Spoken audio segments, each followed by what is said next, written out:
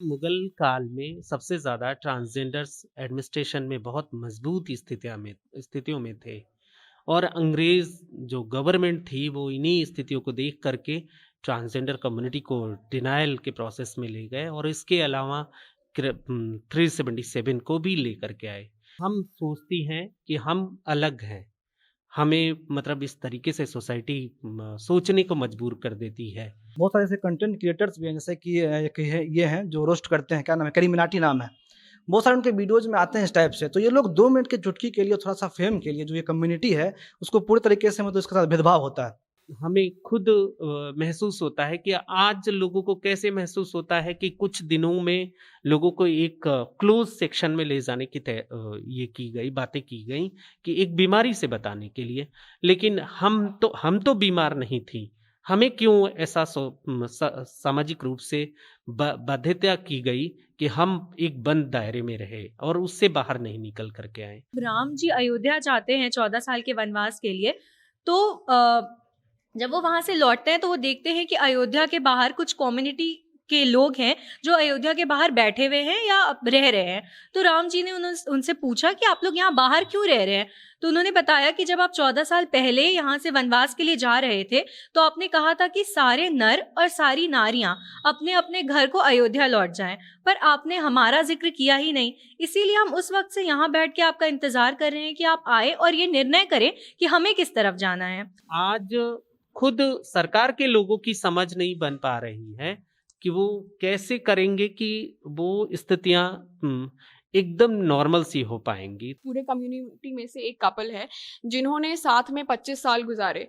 अब खुदा ना खास्ता एक का देहांत हो जाता है तो दूसरे के पास ये राइट ही नहीं है कि वो प्रॉपर्टी के लिए भी अपना सिक्योरिटी भी मांग सके। अब उसके तहत हो रहा है कि अपराध नहीं है पर जो राइट्स हैं वो तो मिले ही नहीं, तो फिर जस्टिस तो नहीं हुआ है। नहीं, अगर कोई बिस्तर पे जाके कुछ भी सेक्स करता हो तो उस पर तो कोई क्वेश्चन नहीं होता है। तो अगर कोई male to male person sex करते हैं तो उस पर क्या क्वेश्चन है। अगर कोई फीमेल टू फीमेल सेक्स कर रहे हैं तो क्या क्वेश्चन है। अगर कोई फीमेल है, मेल फीमेल दोनों के साथ में सेक्स कर रहे हैं तो क्या क्वेश्चन है। नमस्कार, स्वागत है आपका बोलना मना है में। इस हफ्ते का हमारा मुद्दा है LGBTQIA+ कम्युनिटी। आज के वीडियो में हम बात करने वाले हैं ये कम्युनिटी क्या है, हमारा समाज इस कम्युनिटी को जो हमारा ही हिस्सा है उसे हर बात पर अलग क्यों महसूस कराता है, कुछ लोगों के अस्तित्व पे हिंजड़ा छक्का ऐसे शब्द इस्तेमाल कर कर क्यों प्रश्न चिन्ह लगाता है। इस मुद्दे पे हम आगे बात करें उसके पहले मैं आपको इंट्रोड्यूस करा देना चाहती हूँ हमारी स्पेशल गेस्ट रेशमा प्रसाद से, जो एक सोशल एक्टिविस्ट हैं और जो ट्रांस कम्युनिटी को बिलोंग करती हैं। अब इस वीडियो में हम आगे बात करें उसके पहले मैं चाहती हूँ सृष्टि आप हमें समझा दें कि ये सारे टर्म्स हैं क्या। सबसे पहले तो ये जो LGBTQIA+ है इसको लोग समझते हैं मॉडर्न टर्म में आया, जबकि ऐसा कुछ भी नहीं है। अगर हम कामा सूत्र देखें उसमें होमोसेक्सुअल को लेके अलग से चैप्टर है, इसको ये प्रूफ करता है कि हाँ ये पहले भी था और ये बहुत नॉर्मल था। अब आ जाते हैं LGBTQIA+ पे। L मतलब लेस्बियन, मतलब अगर एक लड़की से अट्रैक्टेड है तो उसे हम लेस्बियन बोलते हैं। गे मतलब अगर एक लड़का लड़के से अट्रैक्टेड है तो उसे गे बोलते हैं। और कभी कभी हम इस पूरे कम्युनिटी को गे भी बोलते हैं, गे कम्युनिटी। अगर लेस्बियन है तो उनको भी हम गे बोलते हैं कभी कभी। बाइसेक्सुअल, अगर एक लड़के को लड़की में भी इंटरेस्ट है और लड़के में भी इंटरेस्ट है उसको हम बाइसेक्सुअल बोलते हैं। अगर एक लड़की को लड़के में भी इंटरेस्ट है और लड़की में भी इंटरेस्ट है इसको भी बाइसेक्सुअल बोलते हैं। टी मतलब ट्रांसजेंडर, जो कि पैदा होते हैं लड़की के ऑर्गन के साथ या लड़के के ऑर्गन के साथ, बट जैसे जैसे वो बड़े होते हैं वो अपने आप को फील करते हैं कि उनका सेक्सुअलिटी क्या है, उनको किस में इंटरेस्ट है। और इंटरसेक्स मतलब जब वो पैदा होते हैं तो उनके ऑर्गन से पता नहीं लगाया जब डॉक्टर नहीं लगा पाता है कि वो लड़का है या लड़की, लेकिन जैसे जैसे वो बड़े होते हैं वो एक्सेप्ट करते हैं कि वो उनका सेक्सुअलिटी क्या है, लड़का या लड़की। अब आ जाते हैं क्यू पे। क्यू को कभी कभी क्वेश्चनिंग भी बोलते हैं। जो जेंडर अपने आप को पता नहीं लगा पाता कि उसका सेक्सुअलिटी क्या है उसको क्वेश्चनिंग बोलते हैं। वो पता ही नहीं लगा पाता कि वो क्या है। और क्योर बोलते हैं उनके नजरिए को, जो ये होल कम्युनिटी है उनके नजरिए को हम बोलते हैं क्योर। और एसेक्सुअल मतलब कि वो अपने सेक्सुअलिटी को कुछ बताते ही नहीं कि उसको लड़के में इंटरेस्ट है लड़की में। उसको बोलते हैं एसेक्सुअल। और फिर आ जाता है ए जेंडर, जो कि अपने जेंडर को आइडेंटिफाई नहीं करता है कि वो मेल है, फीमेल है, ट्रांसजेंडर, इंटरसेक्स है, क्या है। और उसके बाद आता है एलाइज, जो कि इस चीज़ को सपोर्ट करता है। मान लीजिए अगर हम स्ट्रेट हैं और मेरी फ्रेंड है, उसको लड़की में इंटरेस्ट है या लड़के में इंटरेस्ट है, वो बाइसेक्सुअल है, उसको हम सपोर्ट कर रहे हैं, उसको लेके हमको कोई प्रॉब्लम नहीं है, उसको बोलते हैं एलाइज।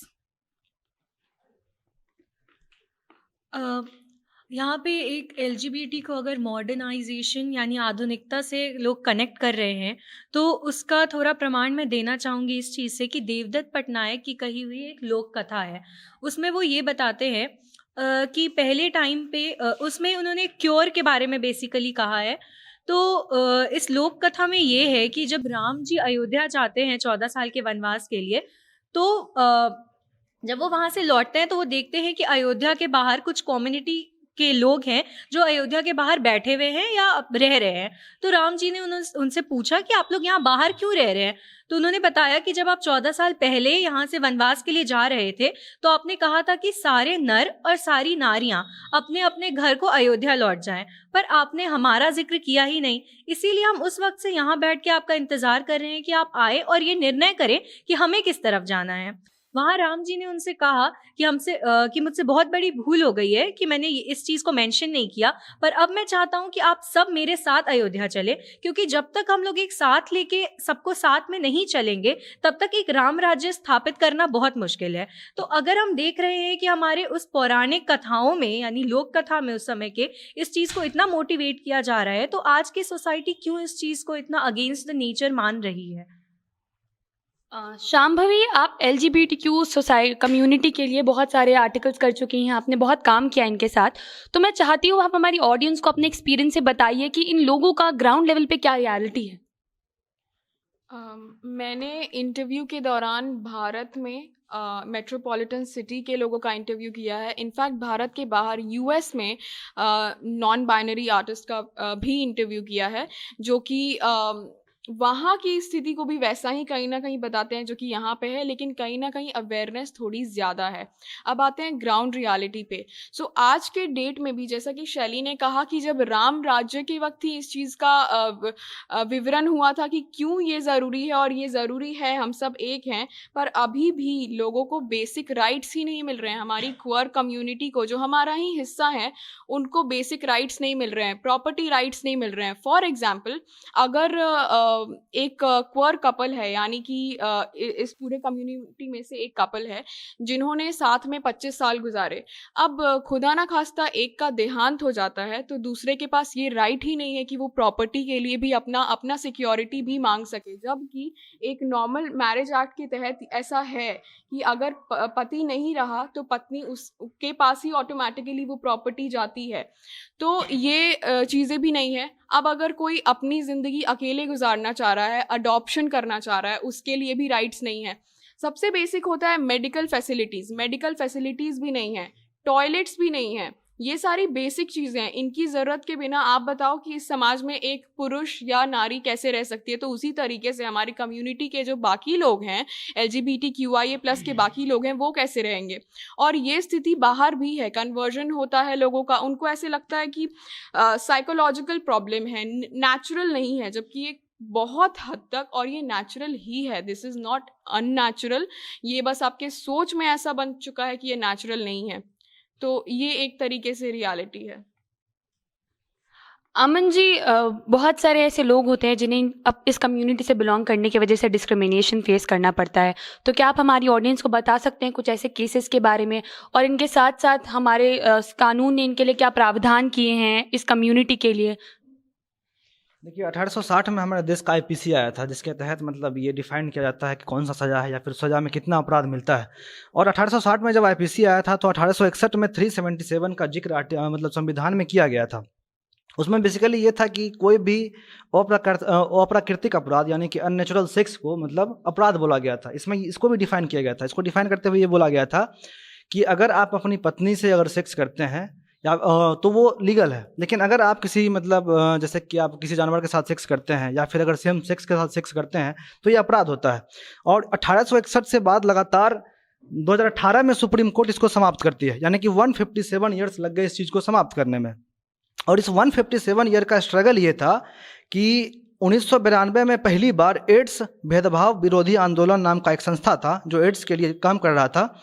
उन्होंने इस चीज़ को लेकर विरोध किया था। विरोध तब शुरू हुआ था जब दिल्ली के कैनॉट प्लेस में एक सेंट्रल पार्क है, वहाँ पर 2 सेम सेक्स के लोग आपस में रोमांस कर रहे थे, तो पुलिस ने उनको पकड़ना चाहा। उसके बाद से क्या हुआ कि जब पुलिस ने पकड़ना चाहा तो विरोध शुरू हुआ। यह 1992 का बात है। और 94 में यही जो संस्था होती है, ये संस्था जाके पहली बार दिल्ली हाई कोर्ट में याचिका दायर करती है इस चीज़ को मतलब बोलते हुए कि मतलब इसको माना जाए, एक्सेप्ट किया जाए। लेकिन उस जब 1994 में याचिका फाइल होता है तो कुछ दिन के बाद ही याचिका को मतलब खारिज भी कर दिया जाता है। और तब फिर क्या होता है कि उस बीच में फिर 2009 में दिल्ली हाई कोर्ट क्या करता है कि इस चीज़ को समाप्त कर देता है, मतलब इसको मतलब लीगल मानते हुए समाप्त कर देता है। फिर 2013 में सुप्रीम कोर्ट ने इस चीज़ को पलट देता है, कहता है कि मतलब जो भी संविधान में लिखा हुआ है उसको उसमें सिर्फ संशोधन मतलब सांसद कर सकते हैं, फिर जो हमारा देश की संसद है वही कर सकती है। तो इसलिए इस चीज़ को समाप्त मतलब हो जाता है, 13 में समाप्त हो जाता है।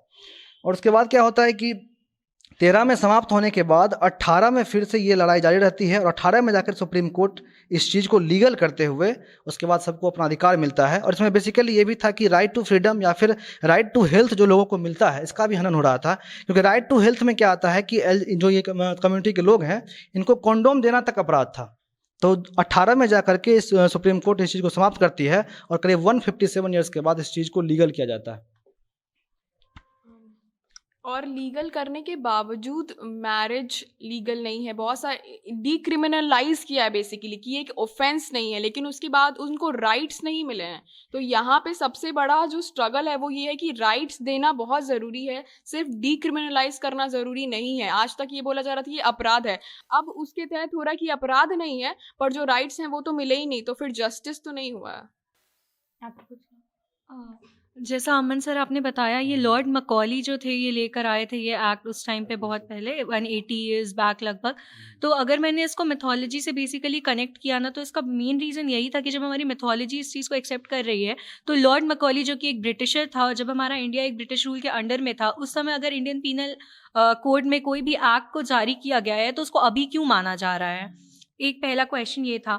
दूसरा मेरा सवाल ये है कि जैसा कि आपने कहा ऑब्वियसली जस्टिस बिल्कुल भी नहीं मिल रहा है ऐसी चीज़ों के लिए। हाँ, जैसा आपने बताया कि अगर मैरिज लाइफ में बहुत सारे राइट्स मिलते हैं एक हस्बैंड एक वाइफ को, उस तरह से अगर कोई होमोसेक्स मैरिज मतलब अपनी मैरिज लाइफ को प्रोसीड कर रहा है तो वो नहीं मिलता है उस तरह का। अब चलिए ये सब तो थे हम सब के ओपिनियंस, हमने अपनी फील्ड में क्या देखा, क्या केसेस सुने, किन लॉस के बारे में जानकारी ली।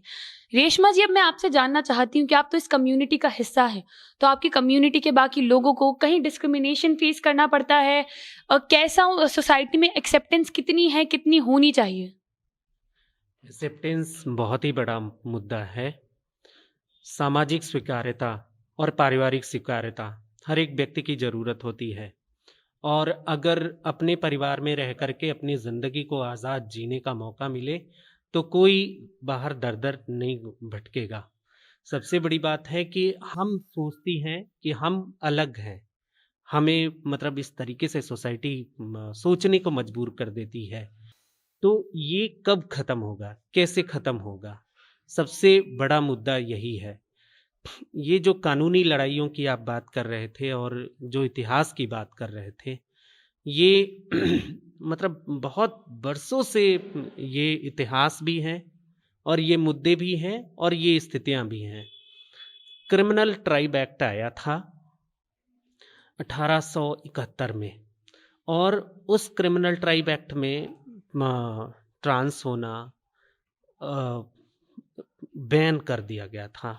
मतलब कि ये इसलिए स्थितियाँ थी कि मुगल काल में सबसे ज़्यादा ट्रांसजेंडर्स एडमिनिस्ट्रेशन में बहुत मजबूत स्थितियों में थे, और अंग्रेज़ जो गवर्नमेंट थी वो इन्हीं स्थितियों को देख करके ट्रांसजेंडर कम्युनिटी को डिनायल के प्रोसेस में ले गए, और इसके अलावा 377 को भी ले करके आए। 377 के बारे में लोग सोचते हैं कि ये होमोसेक्सुअल कम्युनिटी के लिए है, जबकि ये होमोसेक्सुअल कम्युनिटी नहीं, ये सभी के लिए है। जो भी अगर आप किस भी करते हैं तो अभी तो समलैंगिकता अपराध नहीं है और 377 के क्लॉजेस चेंज हो चुके हैं। अगर कोई महिला पुरुष भी किशिंग करते हैं या आप ओरल सेक्स करते हैं तो वो सारी स्थितियों में ये कानून लागू होता है। इसको समझने की ज़रूरत है कि ये कानून जो था, काला कानून, आज तो न्यू नॉर्मल की स्थितियों की बात हो रही है कोविड के दौरान। लेकिन ये न्यू नॉर्मल की स्थितियाँ कब होंगी, ये कानून जो है वो कैसे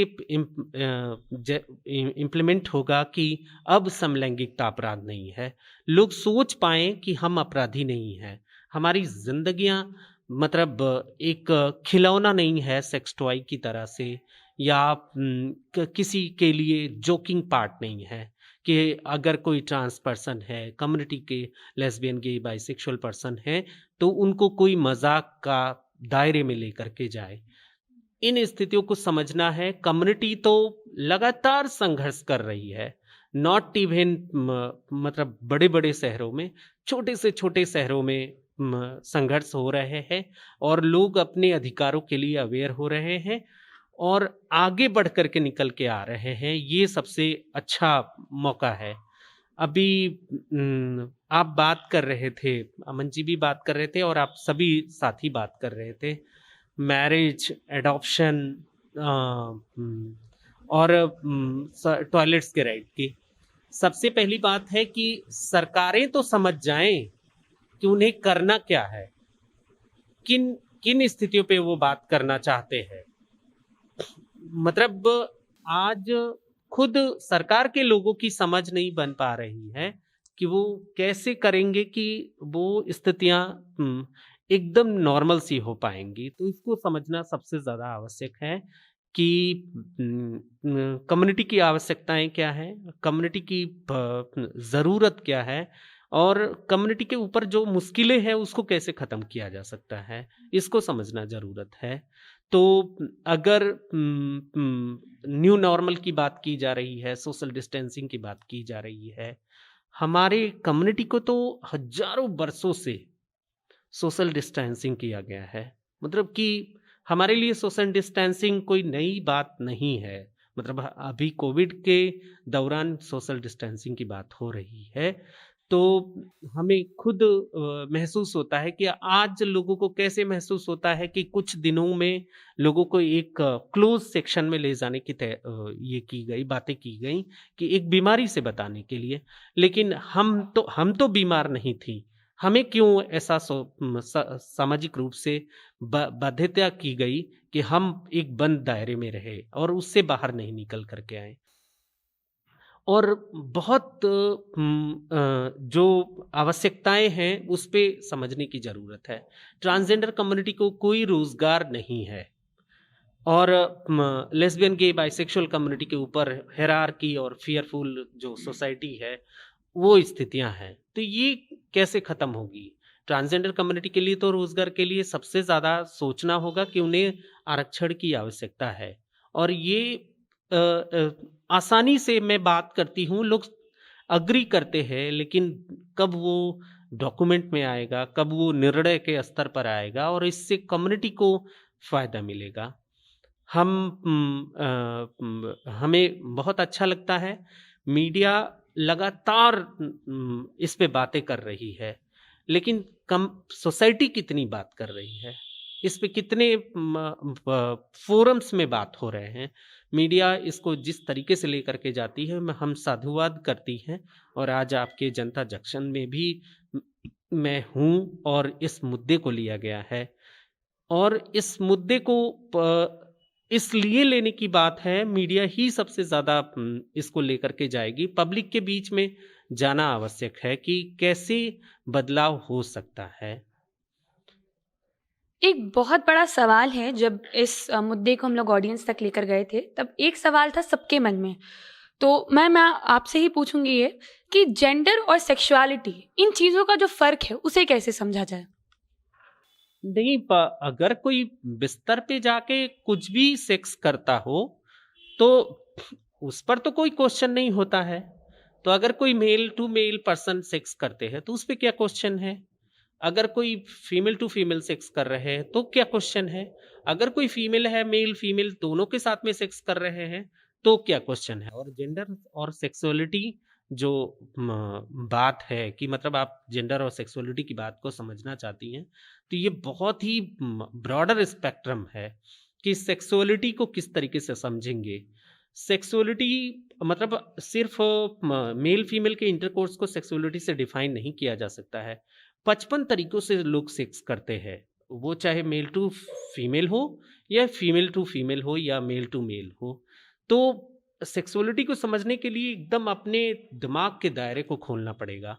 और जेंडर भी इसी तरीके से है कि जेंडर को लोग अपनी तरीके से डिफाइन करते हैं कि मेल और फीमेल और ट्रांसजेंडर।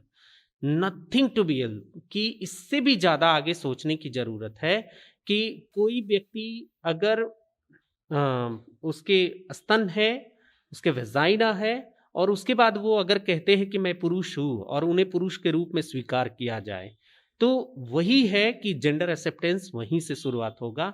और जेंडर के बारे में वहीं से समझना होगा कि अगर कोई व्यक्ति, उनके दाढ़ी है, मूछे है और पूरी तरीके से बियर्ड आए हुए हैं, और उसके बाद भी उन्हें लगता है कि मुझे साड़ी पहनना है, मुझे बिंदी लगानी है, मुझे लिपस्टिक लगाना है, तो इसमें तो कानूनी रूप से भी नहीं कोई रोक है। समाज को भी सोचना चाहिए कि ये भी जेंडर आइडेंटिटी का ही पार्ट है कि वो अपनी जेंडर आइडेंटिटी को कैसे डिफाइन कर रहे हैं और सेक्स को कैसे डिफाइन किया जाता है। लोग एकदम फिक्स कर लेते हैं कि ट्रांसजेंडर्स के सेक्स के दायरे क्या हो सकते हैं, होमोसेक्सुअलिटी के सेक्स के दायरे क्या हो सकते हैं, या आप जो हेट्रोसेक्सुअलिटी है उसके सेक्स के क्या दायरे हो सकते हैं। किसी भी दायरे में इसको बांधा नहीं जा सकता है और ये पूरी तरीके से फ्लूइड है। मतलब जैसे कि अगर पानी अगर किसी बर्तन में डालते हैं तो वो जो जगह लेती है उसमें फैलते जाती है। तो वही बात है कि जो हमारी मानसिकता, मेरी मानसिकता कह रही है, तो वही हम अपनी बॉडी के साथ में भी लेकर के आगे बढ़ रही हैं। तो जब हम कहती हैं माई बॉडी माई राइट, तो किसी को ऐसा नहीं होना चाहिए कि मेरी बॉडी पे किसी और को अधिकार दे कि वो ज्यूडिस हों और प्रीज्यूडिस हों कि इनको ऐसे रहना चाहिए, उनको ऐसे खाना चाहिए, उनको ऐसे उठना चाहिए, ऐसे बैठना चाहिए। तो इसी से ही समझना चाहिए जेंडर और सेक्सुअलिटी। अगर इसको परिभाषाओं में समझेंगे तो बहुत ही लंबी परिभाषा है कि सेक्सुअलिटी को कैसे आप समझ पाएंगे। एक एक एस्पेक्ट को लेकर के आना कि जिस हेट्रोसेक्सुअलिटी की बात होती है तो क्या हेट्रोसेक्सुअलिटी प्रोडक्शन पे ही रिलेट करता है या नॉन प्रोडक्टिव सेक्स भी होता है हेट्रोसेक्सुअलिटी में। तो homosexuality just be not to like that the productivity, तो वो उसमें सेक्स है और उसमें इंजॉयमेंट है। वो जिस व्यक्ति को इस स्थितियों से अपना मानसिक रूप से खुशी मिलती है तो उन्हें उनकी खुशी के लिए उन्हें स्वतंत्र रास्ते दिए जाएं।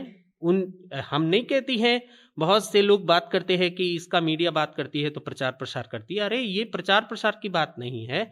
आपके अजंता एलोरा की गुफाओं पर वहाँ पे एकदम बड़ी बड़ी मूर्तियाँ बनी हुई हैं, तो वो क्या पुराने जमाने में जो लोग इस इतिहास को गढ़ रहे थे तो क्या ये उसका प्रचार प्रसार करने के लिए गढ़ रहे थे? नहीं। तो इसी बदलाव के लिए लोगों को आगे आना होगा और सोचना होगा अपने घरों में, अपने आसपास में। अगर ट्रांसजेंडर की बात करें तो लोग सोचते हैं कि ये लोग कहाँ से आते हैं या बच्चों को उठा लिया जाता है।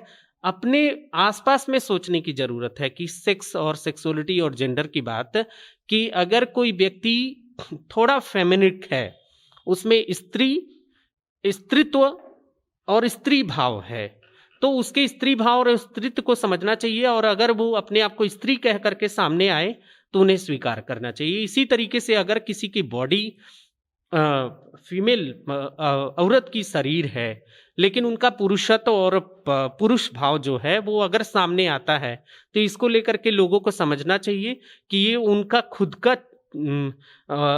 मानसिक भाव है, जो मन से निकला हुआ भाव है। तो मन के भाव से ही तो लोगों को समझना होता है कि जब आप कुछ खाने को मन करता है तो वही चीज खाने का प्रयास करते हो। तो अगर किसी को मन से अपने पुरुष भाव में रहना है तो उन्हें आपको स्वीकार करना चाहिए। जेंडर और सेक्सुअलिटी का सबसे ज्यादा समझने का यही तरीका है कि जो हमारी गवर्नमेंट है वो इस क्वेयर कम्युनिटी के एजुकेशन सिस्टम के लिए क्या काम कर रही है। क्योंकि अभी कुछ दिन मतलब 22 नवंबर का LGBT बिहार के ही पेज पे है ये है कि 3% हॉरिजॉन्टल रिजर्वेशन दिया गया है ट्रांसजेंडर को एजुकेशन और पब्लिक सेक्टर जॉब्स में। और उसके बाद फिर 3 दिन पहले ही LGBT बिहार के ही पेज पे है कि सिपाही भर्ती फॉर्म में ट्रांसजेंडर का कॉलम ही नहीं है। तो इस तरह से जो डिस्क्रिमिनेट की जा रही है हमारी गवर्नमेंट, एक तरफ तो आपको एजुकेशन प्रोवाइड करवा रही है पर आपको प्रोफेशनल लाइन में कोई अपॉर्चुनिटी ही नहीं दे रही है। तो ये चीज़ें कैसे आपको अफेक्ट करती हैं या कैसे सही हो सकती नहीं, एक्चुअली में इम्प्लीमेंटेशन जो पार्ट होता है वो तो पार्ट कोई व्यक्ति ही करते हैं, वो हमारे किसी समाज और समुदाय के ही व्यक्ति होते हैं। तो अगर उनकी समझ नहीं बन पाई है कि वो भी हम पुलिस बन सकते हैं, दरोगा बन सकते हैं, IPS बन सकते हैं, IAS बन सकते हैं, तो वो इम्प्लीमेंटेशन नहीं करते हैं। लेकिन ये कानूनी रूप से पूरी तरीके से अपराध हुआ है और इसके लिए हमने अपने साथियों के साथ में चर्चा करके जनहित याचिका दायर कर दी है और हम इसके लिए संघर्ष कर रही हैं, क्योंकि मैं सरकार के साथ में रहते हुए अपने अधिकारों को लेकर के हम चुप नहीं बैठ सकती हैं, हम बंद बक्से में नहीं जा सकती हैं। क्योंकि आज जो हमारे बहुत से सीनियर लोगों ने लड़ाई लड़ी है, तो वो ऐसे ही लड़ाई नहीं लड़ी है कि हम सिर्फ कुछ सुविधाओं के लिए और कुछ नाम के लिए ही काम करें।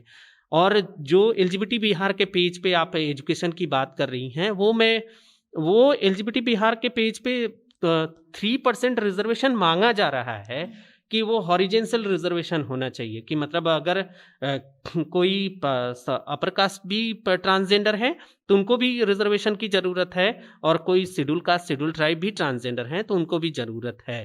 तो हमारी मांगे तो 3% है, लेकिन अभी अगर दें तो कम से कम जो आर्थिक रूप से जो कमज़ोर वर्गों के लिए रिजर्वेशन दिए गए हैं, उसी तरीके से सरकार को सोचना चाहिए कि ट्रांसजेंडर कम्युनिटी को इतने आज़ादी के बाद भी कुछ भी नहीं दिया गया है।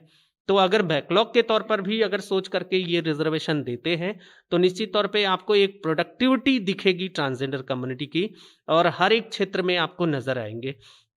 आप जैसे कोई न्यूज़ देखते हो कि प्रथम ट्रांसजेंडर डॉक्टर हैं, प्रथम ट्रांसजेंडर IAS हैं, ये प्रथम कब खत्म होगा? मतलब जब तक कि उसको इम्प्लीमेंट नहीं किया जाएगा। तो अगर सिपाही भर्ती में नहीं आए हैं तो ये गलत है, और हम इसके लिए तो ज़रूर आवाज़ बुलंद कर रही हैं। अब हम इस वीडियो के अंत में पहुंच चुके हैं और मैं सबसे हर बार की तरह उनके क्लोजिंग स्टेटमेंट्स लेने वाली हूं, लेकिन हम सब एक एक करके क्लोजिंग स्टेटमेंट्स दें उसके पहले उस कम्युनिटी के जो भी लोग हमें देख रहे हैं उनसे मैं ये कहना चाहती हूं कि अगर इस सेगमेंट के दौरान हमसे कोई गलती हो गई हो तो हमें प्लीज़ माफ़ करें, क्योंकि हम भी इस चीज़ को बेहतर समझने की कोशिश कर रहे हैं। और ये आखिरी एपिसोड नहीं होगा जब हमारी टीम इस मुद्दे को और आपकी कम्युनिटी की आवाज़ को यहाँ तक आखिरी बार लेकर आ रही है, क्योंकि ये बस शुरुआत है। हम इस पहल को जारी रखेंगे और हम कम्युनिटी के और लोगों को कैमरे तक लाने की कोशिश करेंगे, और अगर लोग कैमरे के सामने ना आ पाए तो ये आपसे वादा रहेगा कि उनकी कहानियाँ ज़रूर कैमरे के सामने आएगी। अपने क्लोजिंग स्टेटमेंट में मैं बस एक ही चीज़ कहना चाहती हूँ कि सरकार चाहे कितने भी नियम बना ले, कितनी भी चीज़ों को डीक्रिमिनलाइज कर दिया जाए, लेकिन जब तक आप और मैं एक्सेप्टेंस नहीं देंगे ये चीज़ कभी नहीं बदल सकती है। क्योंकि जैसा कि शैली और सृष्टि की बातों से भी हमें समझ में आया कि ये जो कम्युनिटी है वो बहुत पहले से ही हमारे साथ है, लेकिन आज तक अपने हक के लिए लड़ाई कर रही है। तो इसकी वजह सिर्फ ये है कि मैं और आप उन्हें अभी तक उनकी जगह हमारे समाज में नहीं दे पाए हैं। तो बस एक्सेप्टेंस की ही बात है। 18 में जब ये हेडलाइन बना था कि समलैंगिकता अब अपराध नहीं है, तो इससे दो बात फ़ायदा हुआ था। पहला ये फ़ायदा हुआ था कि बहुत सारे लोग ऐसे थे जिनको पता चला कि ये भी कुछ होता है। दूसरा फ़ायदा ये हुआ था कि ये लोग को अपना अधिकार मिल गया था। लेकिन आज भी जिस तरह से सरकार अधिकार तो दे चुकी है, लेकिन जैसे कि बहुत सारे आवेदन आते हैं सरकारी नौकरियों के, जिसमें आपको आता है कि मेल, फीमेल, अदर्स, यानी कि ट्रांसजेंडर्स या फिर जो भी उनको डिफाइन नहीं किया जाता है। और समाज का जहाँ तक बात है तो समाज इस चीज़ को तो पहले से ही लोगों को बोल बोल के किसी को मतलब कि वो करवाता है। अब जैसे किसी को किन्नर बोल रहा है, किसी को हिजड़ा बोल रहा है, खुद में भी लोग बोलते हैं। तो पहले से ही समाज मतलब थोड़ा सा चुटकी लेने के चक्कर में उस पूरे जो मुट्ठी भर का मतलब जो वो कम्युनिटी है उसको कितना डिमोरलाइज करता है। बहुत सारे ऐसे कंटेंट क्रिएटर्स भी हैं, जैसे कि ये हैं जो रोस्ट करते हैं, क्या नाम है, करीमिनाटी नाम है। बहुत सारे उनके वीडियोज़ में आते हैं इस टाइप से। तो ये लोग 2 मिनट की चुटकी के लिए, थोड़ा सा फेम के लिए, जो ये कम्युनिटी है उसको पूरी तरीके से मतलब इसके साथ भेदभाव होता है। और सरकार एक तरह से जब इसको मतलब जब ला दिया है कि अब ये लीगलाइज है, तो सरकार को चाहिए कि जिस तरह से एक्सेप्टेंस समाज में नहीं है तो किस प्रकार से ये आएगा, ये सरकार का जिम्मेदारी होना चाहिए। और जो हम लोग जो हैं उनको चाहिए कि हमारे बीच में भी ये लोग रहते हैं तो उनका मजाक ना उड़ाया जाए, और इनको लेकर के अगर ये लोग अगर मान लीजिए कुछ विरोध के लिए उतरते हैं कि हमको फलाना राइट चाहिए, तो हम लोग को चाहिए कि हम लोग उसका समर्थन करें। और एज ए मीडिया अगर हम लोग चाहते हैं तो हम लोग तो कर ही रहे हैं, और आगे भी हम इस चीज़ को लेकर के हम लोग आवाज़ उठाते रहेंगे और बातचीत करते रहेंगे। मेरा हर एक विभाग के लोगों से अनुरोध ये होगा कि आप अपने जिस भी प्रोफेशनल लाइफ में काम कर रहे हैं उसमें उनकी जगह बराबरी की दें, इंक्लूसिविटी को लाएं, क्योंकि अगर इंक्लूसिविटी नहीं रहेगी तो एक समानता कभी आएगी ही नहीं। प्राइवेट सेक्टर्स में भी हर एक ऑफिस में हर कम्युनिटी के सभी लोगों के लिए जॉब अवेलेबल्स होने चाहिए, जिस तरीके से गवर्नमेंट सेक्टर्स में होने चाहिए। अब बात आती है हमारे सोसाइटल एस्पेक्ट की, तो वहाँ पे जैसा कि सौम्या ने कहा, बहुत सही बात है, वो हमें एक्सेप्टेंस की सबसे ज़्यादा ज़रूरत है, और वो बस बोलने के लिए नहीं है। अभी कुछ लोग अगर कमेंट में आके एक्सेप्टेंस दिखाते भी हैं तो उनका एक्सेप्टेंस मैं उस दिन समझूंगी जब कल को अगर उनका बेटा या बेटी या भाई या बहन कोई भी रिश्तेदार अगर वो खुद को कहता है कि मैं LGBTQIA कम्युनिटी से खुद को आइडेंटिफाई करता हूं, तो आप उसको सपोर्ट करें उसकी चॉइसेस में। और हम टेबल पे जितने लोग हैं हम भी अपनी निजी जिंदगी में भी इसको लागू करें, ना कि सिर्फ बोलने के लिए। तो ये मेरा अनुरोध है सभी लोगों से। और रही बात सरकारी चीज़ों की, तो उसके ऊपर तो हमने बात किया ही है, और बहुत सारी ऐसी चीज़ें हैं जिन पे बात करनी अभी बाकी है, क्योंकि इसके ऊपर बात की जाए तो बहुत कुछ है।